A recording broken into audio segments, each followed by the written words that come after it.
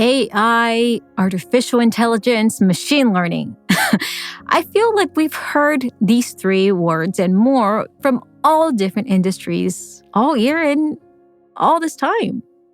But what does that really mean, and how do we prepare ourselves for it?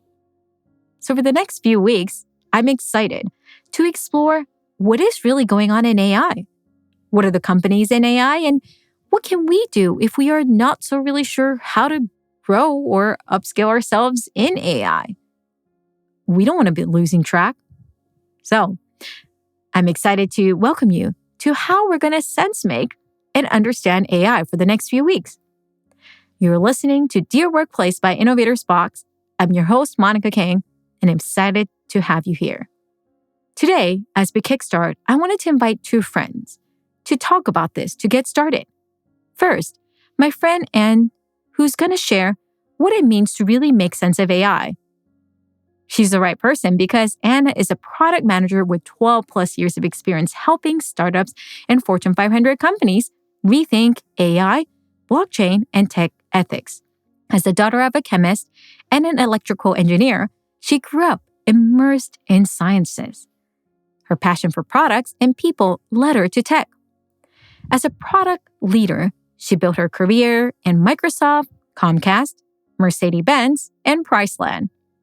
In her dedication to democratize AI learning, she speaks frequently on AI and blockchain and teaches the AI Week of Blockchain, cryptocurrency, and more at pre-college programs at Columbia University in New York City and in many other places.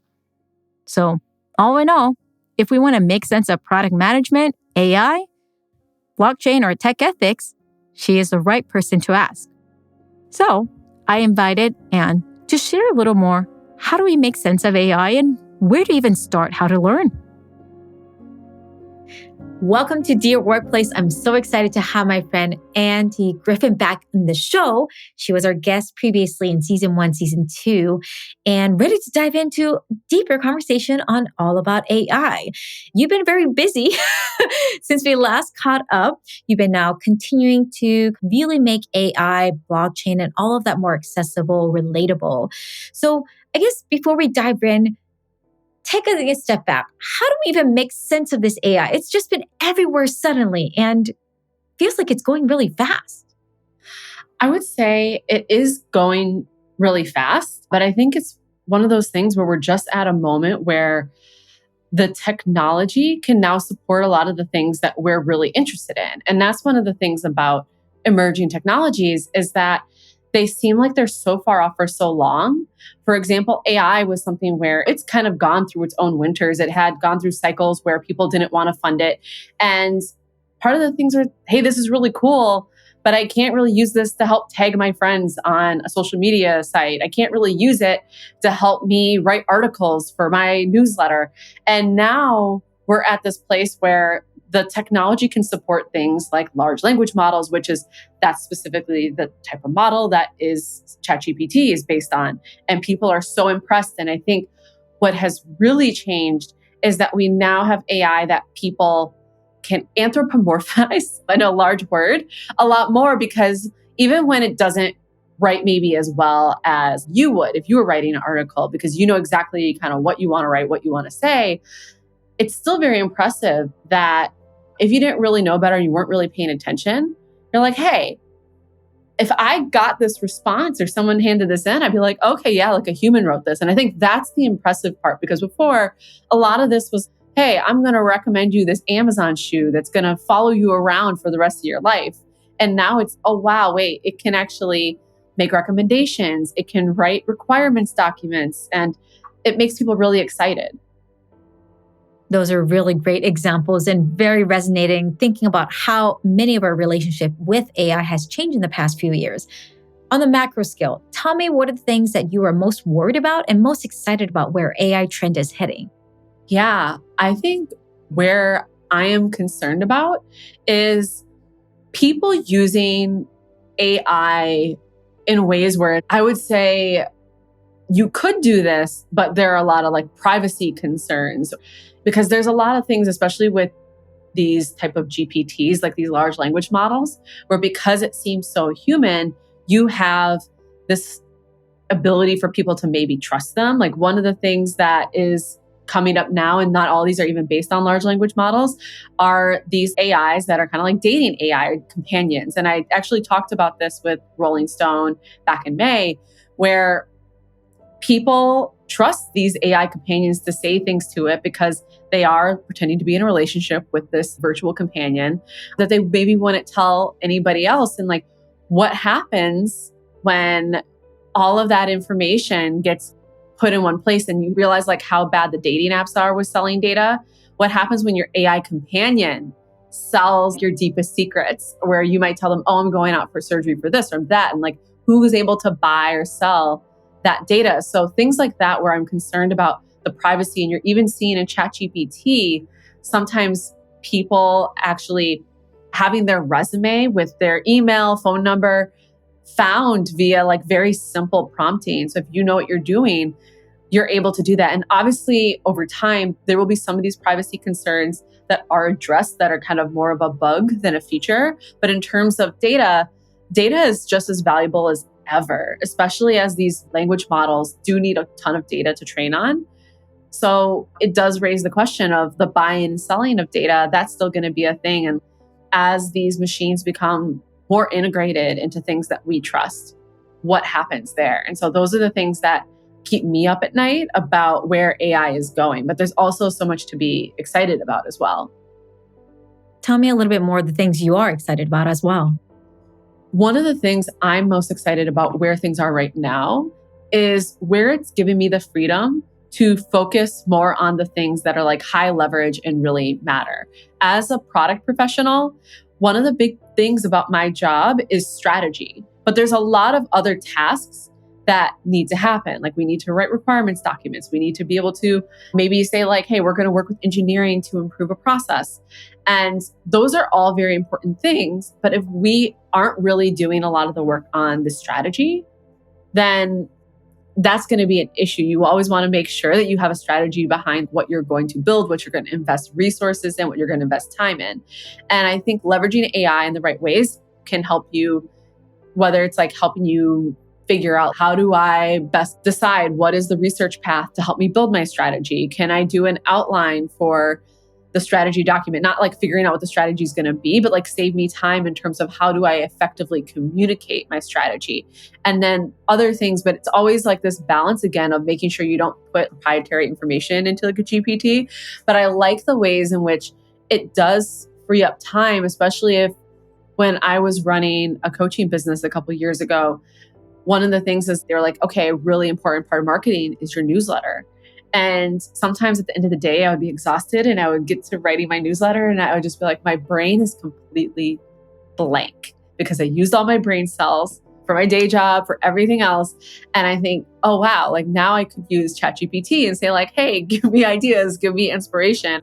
I wouldn't necessarily trust it to write a full article. There's still a lot that I would probably end up editing with how I am. But those are the kind of things there's like, how do you have it help you with your creativity? And like, how do you also take your time back in more meaningful ways? I love that. Such a powerful example that using it really as a tool to ignite you, but being careful of not necessarily just doing that copy and paste and submitting that wherever it's heading.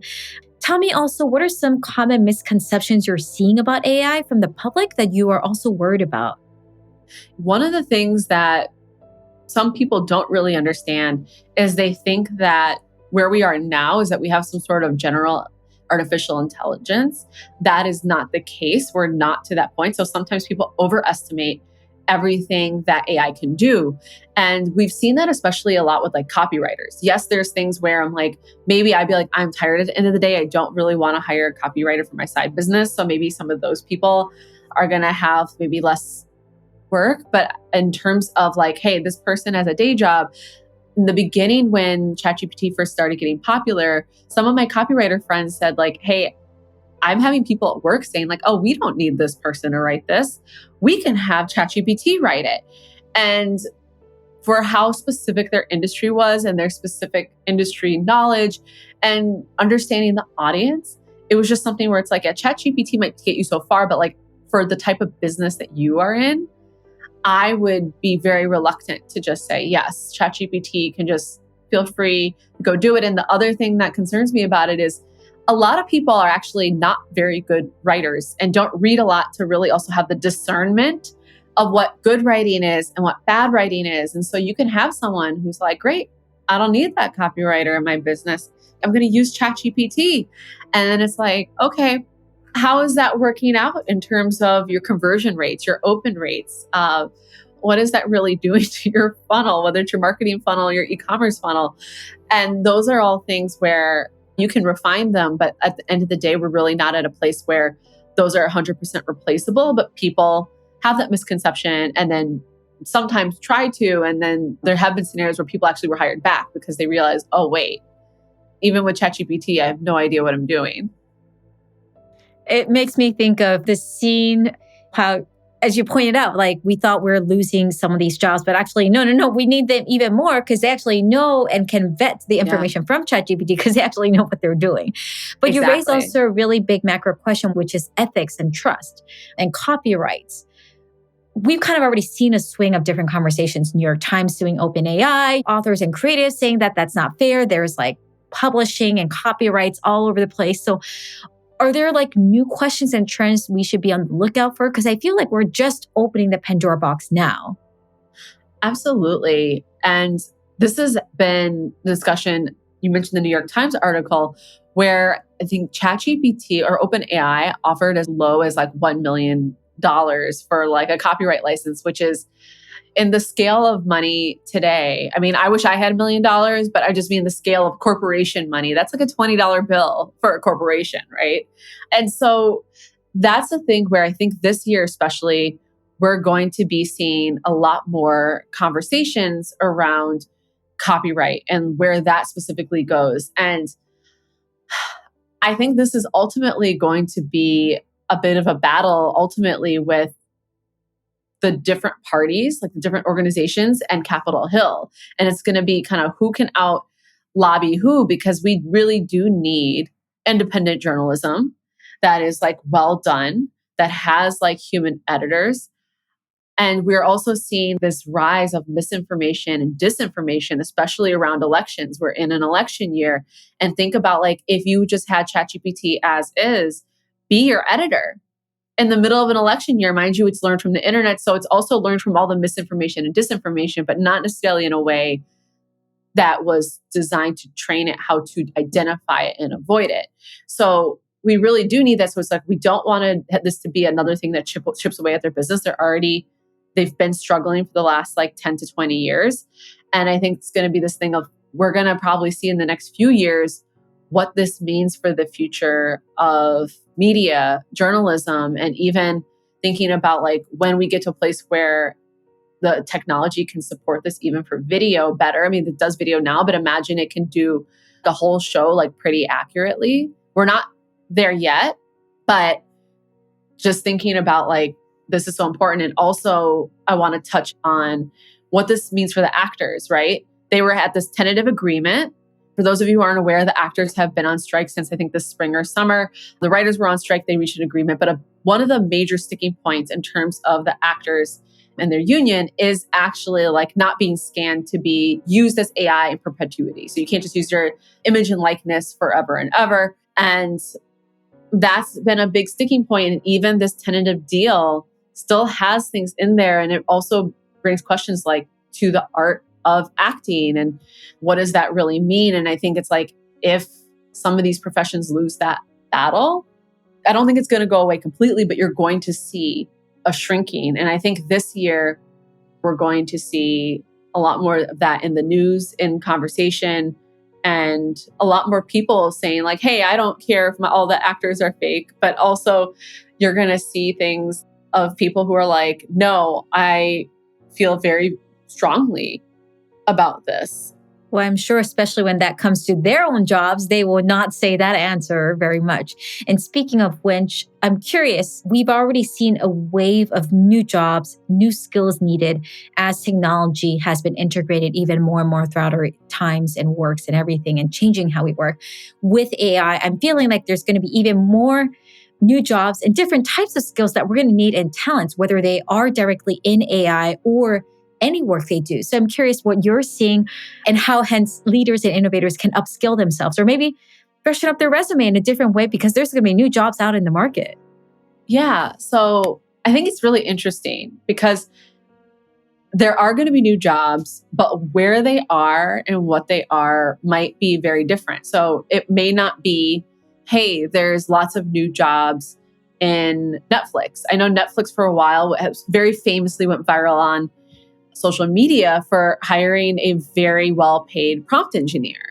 And I think that was probably them trying to really push the limits of generative AI and what their business is, which if you understand how Netflix put Blockbuster out of business, you really need to think about how that type of company, and it's a really mature company. It's not really new anymore. It is in my head, but I'm like, so much time's actually passed that they really need to figure out how they can disrupt this industry, especially when it is very crowded and the prices for streaming are expensive and people are figuring out who should I cut the cord with or who should I stop streaming with.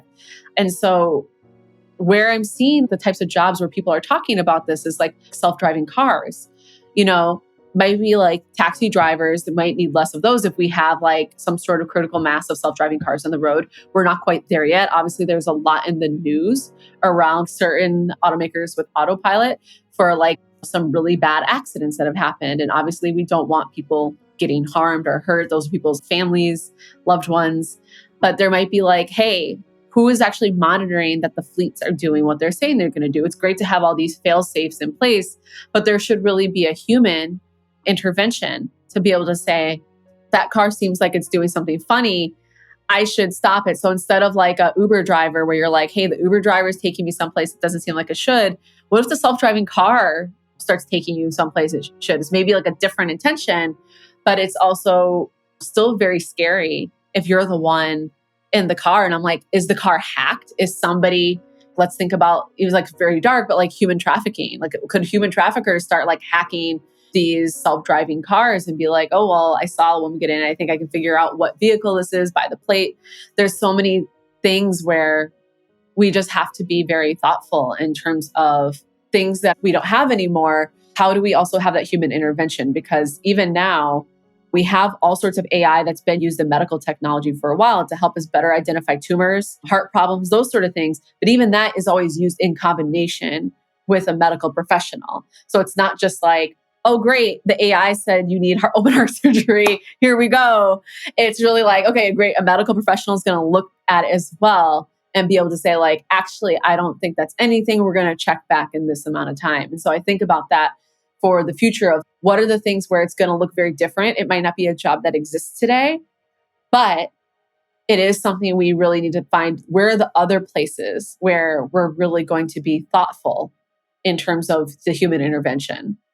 And I'm hearing almost because of the scenarios that you shared, we have to be probably even smarter and wiser to distinguish, hey, this information is incorrect versus just taking everything as is.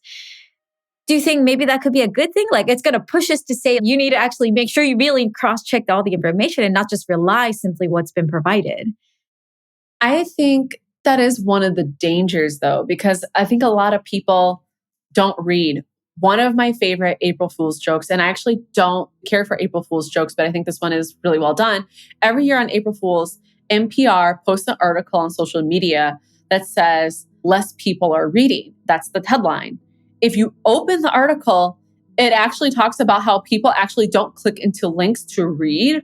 You just get a bunch of people replying directly under it, talking about how people don't read books and all this other stuff. And just like, yes, that is also a problem. You maybe have less people reading books, but the article is actually about how like social media, people don't vet stuff. They just read the headline, don't read the article, and they jump to conclusions and then actually start posting about it. And especially with like generative AI, other things, we're going to start seeing how much easier it is for people to create this content that has misinformation, disinformation. And it is going to be more important than ever. But even if you look at Twitter today, you see a lot of misinformation and disinformation that is spread around and not really fact checked. You'll see another article a week later that's like, hey, there was a lot of misinformation last week about that topic. But you'd be hard pressed to even figure out what was the misinformation, disinformation, and did this article get to the people who were spreading it accidentally? Honestly, I think figuring out like what is the truth on the internet is going to be like a really big battleground. And we've already seen that even before this kind of current wave, even with like things like QAnon, where it's you can really get people to believe a lot of very interesting and dangerous things. So, how can leaders better prepare themselves to fight and face these situations? I feel like part of the other challenge is there's just so much information about AI, so many new terms, so many things to keep track of. And I think just even making sense of it feels overwhelming. But to your point, if we are not being cautious and thoughtful, especially as leaders, we're creating multitude of negative consequences. So what advice do you have for leaders out there? It's like, okay, and I really want to do a good job. Where's my one-on-one? Where do I start? What am I supposed to do in my routine? Yeah, I think for leaders, step one is definitely educating yourself, taking classes. It doesn't even have to be like you specifically learn to code. If you are more technically inclined, it doesn't hurt to better understand like how these systems are built or what they're built on. But even just better understanding what is an LLM? How does ChatGPT work? How does the Amazon recommendation system work? How does Netflix's recommendation system work? How does a self-driving car use all these different types of AI to work? And then I think step two is really some corporations are already doing this, like Amazon. Amazon has an AI ready program where their goal is actually to train millions of people on AI. And I think people are just like, oh, well, it's like the internet. You're just going to use it. And then like one day, bam, like everyone's going to have used it. But one of the things is people did take computer classes. Even before the internet, it was just to learn how do you type on a computer? How do you use Microsoft Word? And that was like a thing where it's like putting Microsoft Word used to be a thing you put on your resume. And now it's like, well, okay, if you're putting it on your resume, I'm kind of questioning, like, do you not have enough other skills that we need to use this filler content, right? One of the things about AI though, is we're in that like early stage where maybe more people have access to it, but a lot of people don't understand where the privacy risks are. You don't want somebody, putting your corporation in danger by putting proprietary information. Maybe they don't understand what proprietary information is or how someone would get a hold of it. Or maybe like you could actually 10x certain roles in your organization. How can you actually up the game of all your developers, no matter how good they are, from your best one all the way to the ones that, need a bit more growth? Like, are there co-pilots out there that are a really good fit?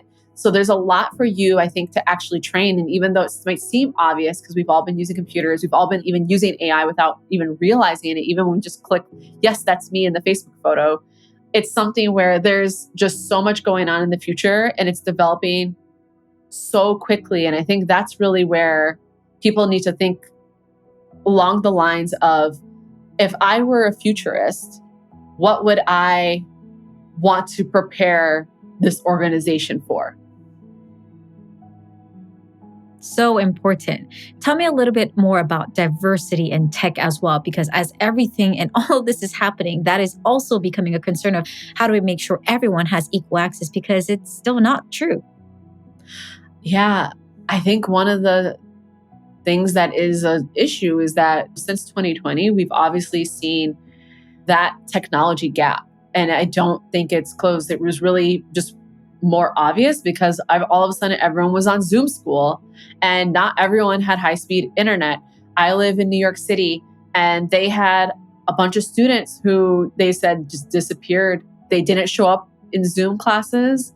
They don't know if they left New York City. They don't know what exactly happened to them. And maybe they all did return to class when classes resumed in person.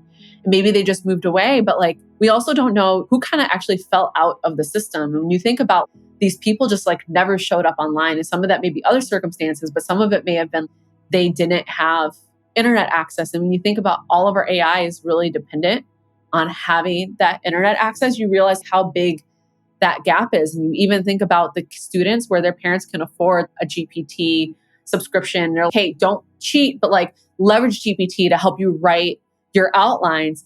How is that kid doing in school compared to the kid who's having to do it all on their own, all from scratch, who like doesn't have those type of resources? And so I think we're going to continue to see that gap widen. And I think it's going to be really important. There's been all these efforts of diversity in tech, and obviously with the economy the way it is, people have been, oh, like maybe that's less important to me and funding it less. But I really think now more than ever, the organizations who are committed to it, whether they're nonprofits or like corporations themselves, even within the government, AI is already at this tipping point. What other technologies are out there? Again, thinking more like, I think this is going to be my thing for this year, is like thinking like a futurist. What other technologies are out there that people are like, oh, I'm not really worried about it. That seems so far away, that we really need to make sure that there are diverse voices and learners and leaders in that space. And I think one of the people I've seen do really amazing work, actually, so no relation, Griffin, she's been doing a lot to actually try to help increase diversity in space tech. And I'm like, I don't know a lot about space tech. I think it's really fascinating, but we're starting to see more and more companies get into space tech. And you even see Jeff Bezos, he built Amazon. And then what does he do? He starts a space tech company, even with some of these other billionaires. And so how do we think about this? Even AI today, yes, we need to help people catch up there. But like, how do we get ahead of what else is going on in the future? So you don't have these people where they're still struggling just with getting on the internet, and you have like entire communities who are still stuck there, versus people where it's like, you can get that like high paying job in AI or space tech, and your world is just a drastically different place. So important on all the multitudes. Taking a step back, if you think about AI, would you say you're optimistic about the future ahead or pessimistic? I would say I am balanced. There are things that I think are honestly terrifying and keep me up at night. I also think there are things where oh, that'll be really nice.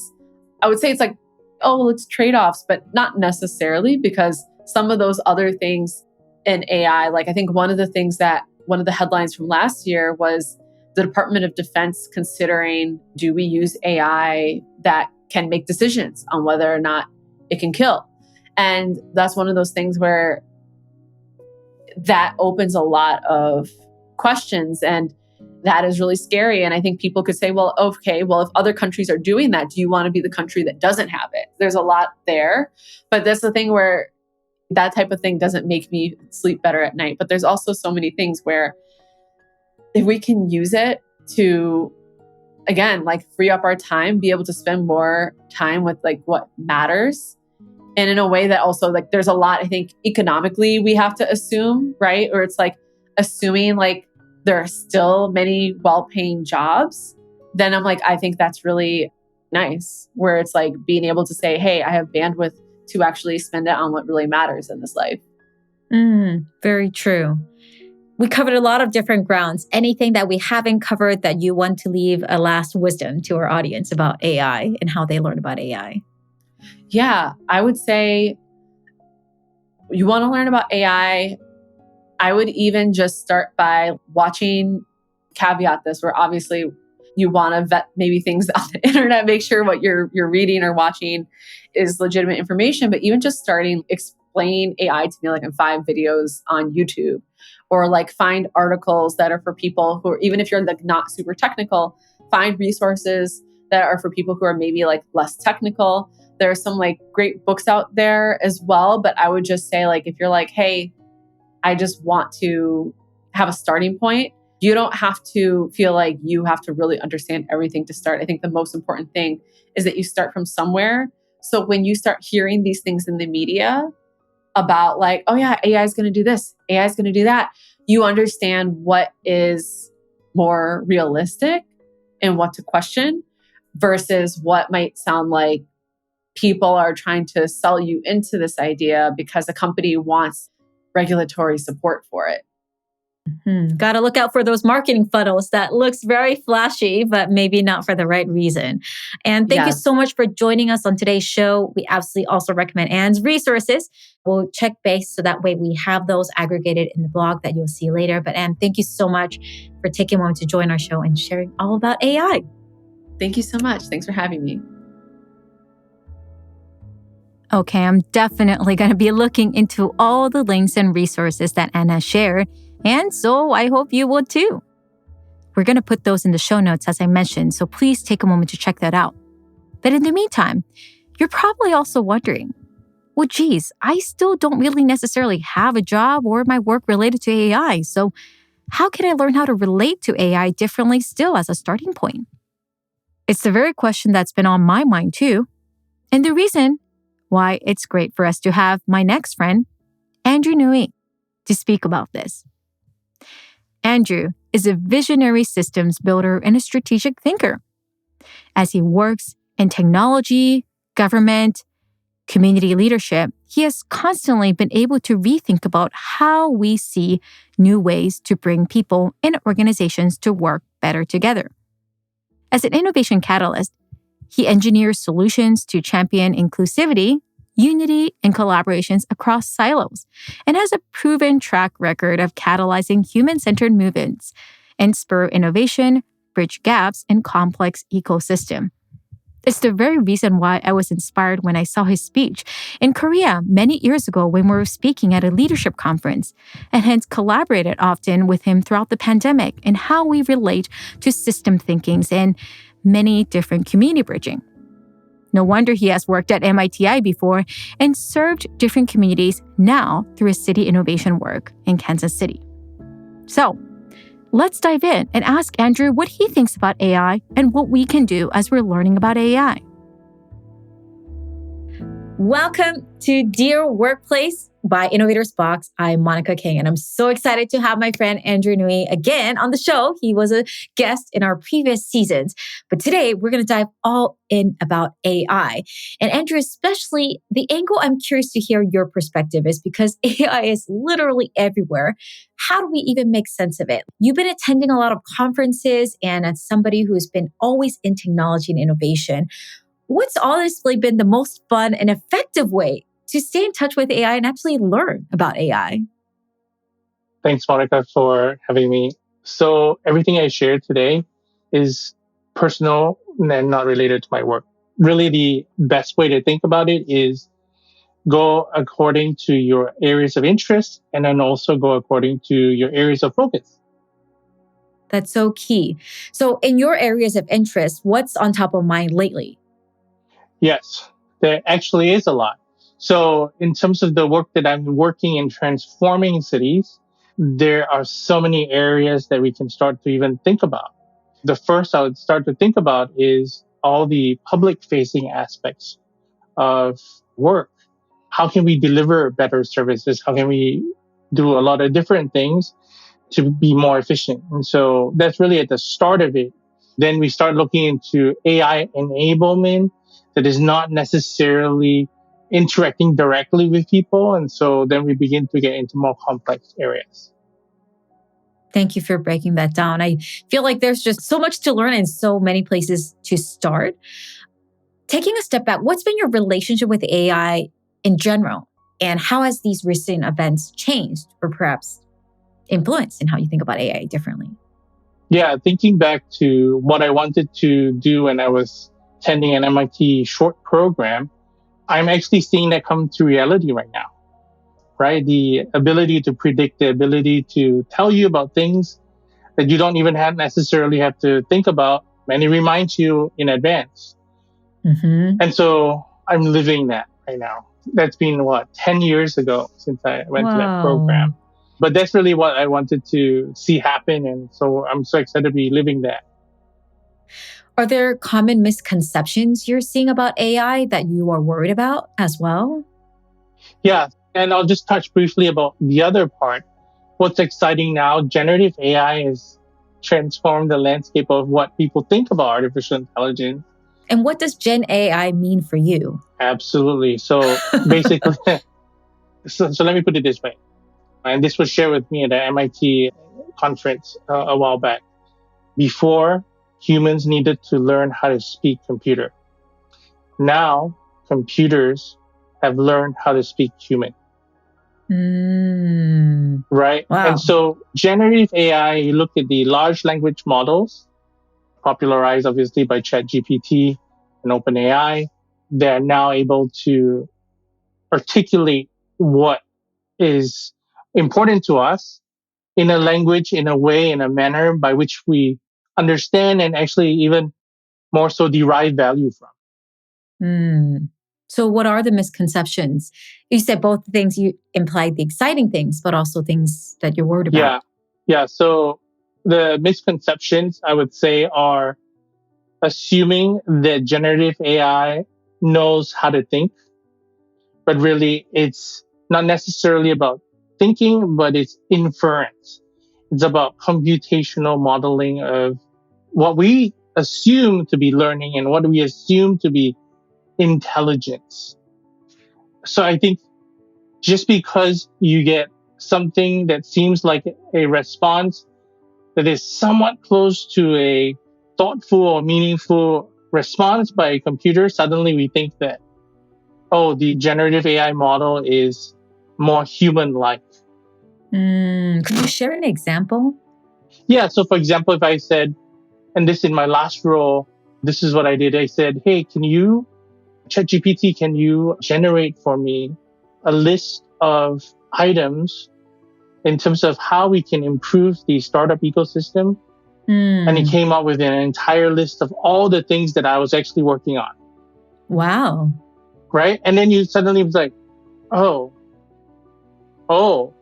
And so then I said, what else? And then it came up with something else. So suddenly there becomes a question of like, well, how is it that a non-living thing can think about these things when really the fact of the matter is that the large language model has been trained on so much data that it's able to infer the most probabilistic response to the question asked. That Hmm. makes sense? Yeah. And it kind of brings me to the bigger question on the other side, where we're now seeing a lot of legal lawsuits on saying, like, okay, like we get the big picture that AI relies on big data, but can we, AKA, think about where that starts? Like, where is this big data coming from? Like, it's one thing when people are getting excited and putting their information. And of course, a lot of companies are putting regulations and saying, we don't want to do that. We don't want to give away our IP in this online black hole that is going to go, even though it sounds human like. We've also seen on the news recently with a lot of both authors and even New York Times suing OpenAI and saying, like, hey, you cannot take away our data and information. And so I'm curious what you think of these situations, both again, the opportunity, but also concerns. Like, how do we balance that? And I know as a result, the question of what do we really trust?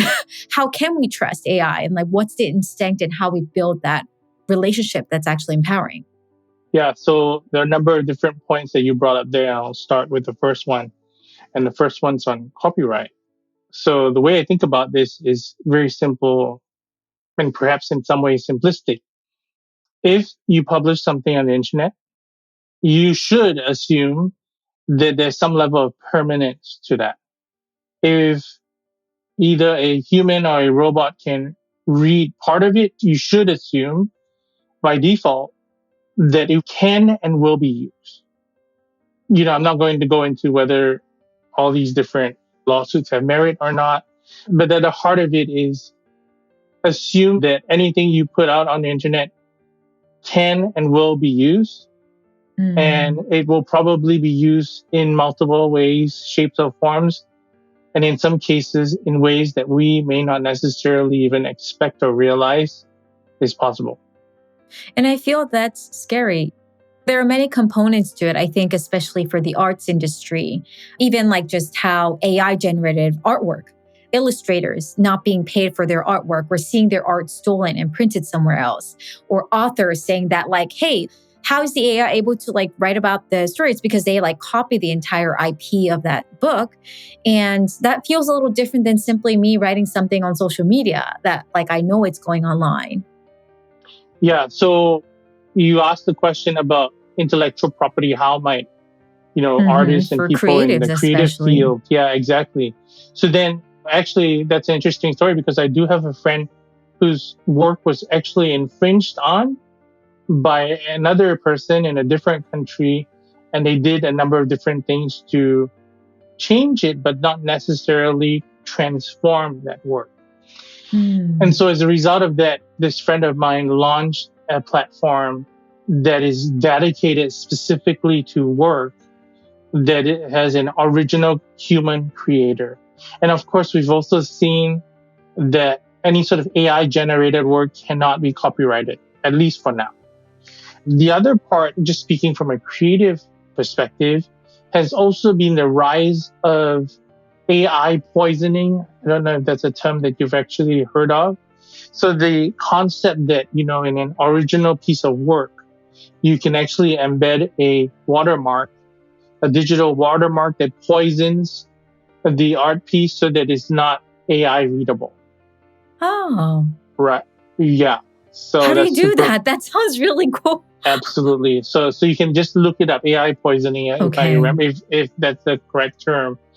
But actually, I've seen that, and I've actually shared that with a number of different people to say, hey, this is how these are ways to protect your original content, whether it be a still image, whether it be a video. You know how in the old days we would overlay a translucent layer to watermark. So these are all digital watermarks. So if you think about it from that perspective too, coming back to the point of permanence of information, data, artwork, etc. on the internet, how might we be able to look at the opportunity to protect that? It sounds like there's going to be now new innovation to think about copyrights and creative rights in a different way. That all being said, I know another component at AI that we had a conversation as people who are learning about AI on the back end and wanting to get more involved is also balancing and remembering that at the end of the day, technology is only as good as the tool and the master. And so tell me a little bit more why that's on top of your mind and what that means for you. Yeah, absolutely. So let's start with fire is a good tool, but a very bad master. Fire is a tool, you can cook your food, you can keep warm, etc. So then I'm going to jump ahead into AI. To the extent that AI is useful as a tool this time, you want to think about it from that perspective as a tool that improves, helps you become more efficient in regards to generative AI. As an example, helps you to be more efficient, potentially also be a sounding board in terms of sharing your work in that system and then actually getting feedback in literally seconds. That's pretty incredible. But at the same time, the flip side to that too is the issue of leveraging your private information as training data.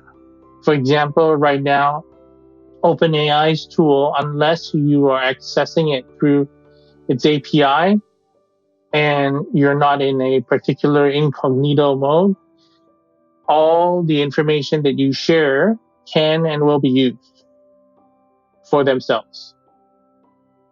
That's not necessarily good from your perspective. So that's what I mean by AI is a good tool to an extent, but depending on how you use it or depending on the permissions that you allow, it could be a very bad master. So how can we manage that? Are there particular settings that we should do? You mentioned about incognito mode for those who are like listening and learning about this for the first time and realize, wait, all of that questions I asked was now available to everyone else. What can we do next time? Yeah, so that's potentially available, or it may be anonymized. We don't know because it's beyond our control. And which is really at the heart of the question, the point that I was trying to make. AI being a bad master is because it is outside of your control, because it's a black box, because we don't necessarily understand how it infers the information and comes up with the most probable answer that gives us something that looks like the appropriate answer. Right. And so to your point, and just speaking from the perspective of generative AI for a second, how might we be protecting ourselves? It is to go in with two eyes open and to think about how might I be able to protect my data. So for example, if you were to sign up with any sort of platform, OpenAI's ChatGPT, Anthropic's Claude, and even Google's Bard and whatever else out there, or even a combination of all of the above, then we want to be looking at data privacy policies. How is the startup or the business or the platform protecting your data, if at all? And so then you have to weigh the risk, right? Does the value of what you're trying to do outweigh the risk, the inherent risk of using artificial intelligence. How can leaders then upskill and train themselves because of everything that you just talked about for AI world? Yeah, so that's a great question. So how can leaders upskill and be in the know? I think the first point I'd like to make is that everyone needs to be curious. And so this comes back to the first point that I made earlier, which is start with the areas of interest, start with your areas of focus as it relates to the work, to the projects that you're doing. Can you do it better, faster, quicker? Are there ways and means that technology as a tool, and notice I'm saying technology, not necessarily just AI, but is a comprehensive set of tools that can help you in your job, in your work, in your play, in whatever area that you're focused on. That's probably the first step. And then you start looking, once you have gained some level of insight, then you start diving deep into the areas that you have found to be useful and helpful, and then look at the components individually, specifically the data privacy concerns. Thank you so much for breaking that down. As I'm hearing it, it's a reminder that there are specific actionable steps that we can take. We just have to break it down. And I'm curious, like, how do you manage your time and energy? Because another thing is for driven leaders, they're like, I want to learn everything, but they're so hard to keep up. So how do you make sense of the patterns, but don't get overwhelmed by the noise? Yeah, so then it's a question of what is your signal to noise ratio, Ah, right? So it's, do you allow yourself to focus on versus what do you allow yourself to get distracted by?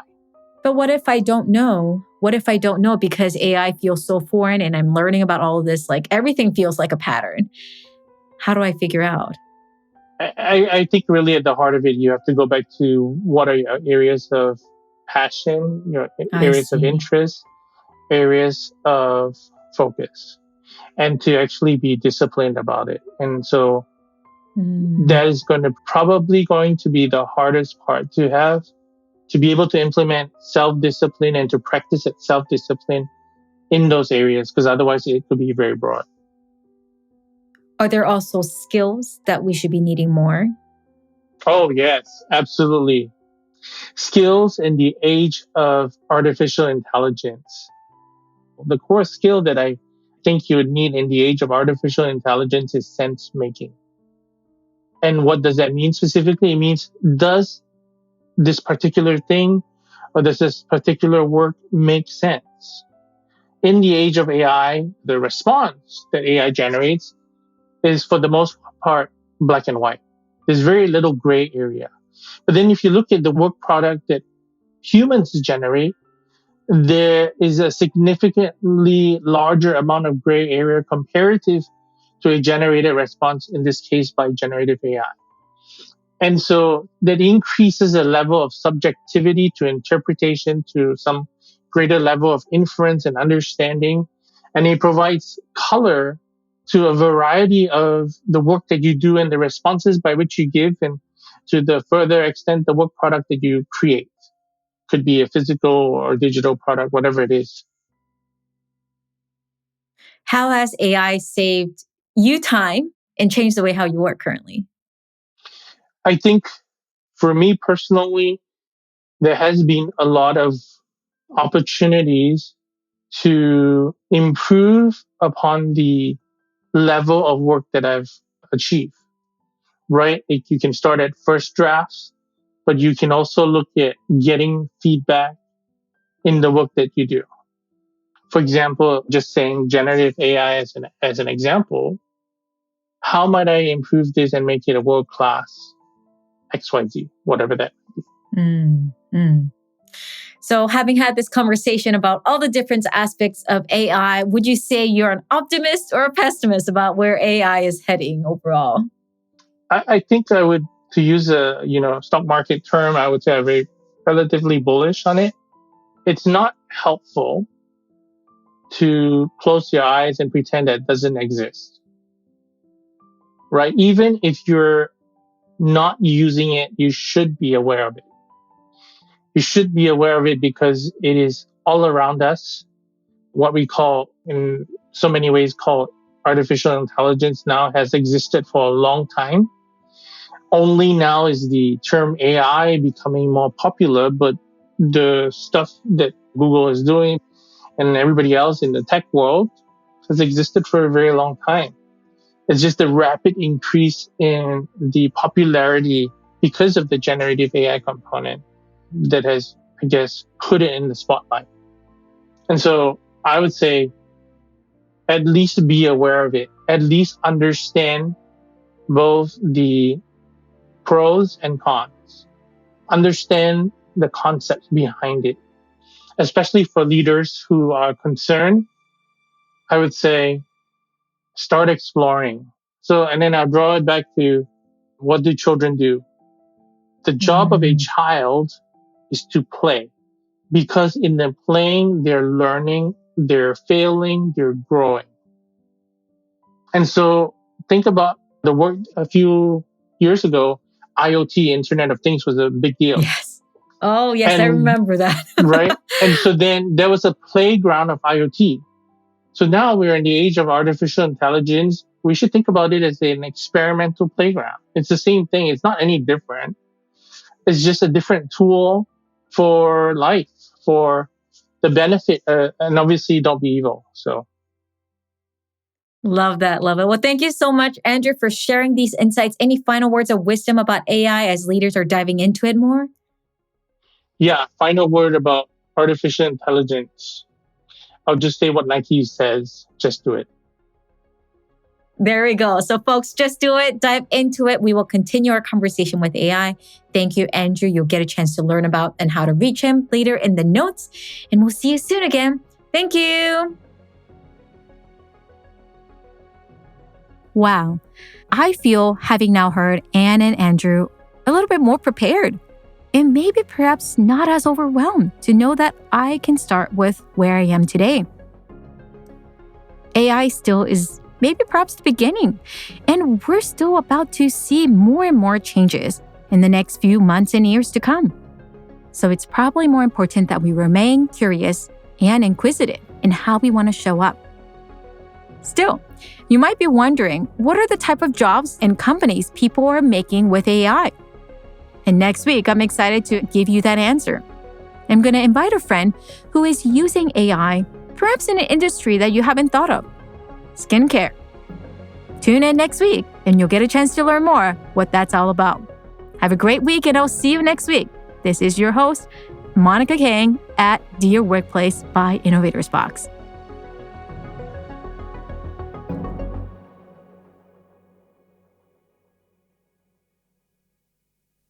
Thanks so much for tuning into today's episode at Dear Workplace, where we untangle your questions about the workplace.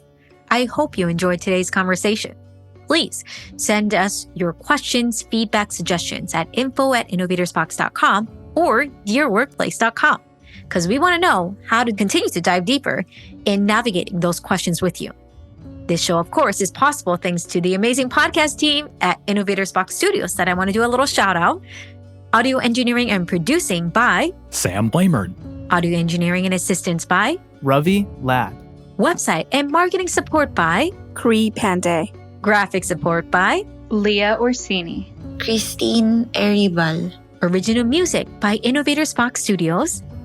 And executive producing, directing, writing, researching, and hosted by me, Monica Kang. Thank you again for your support.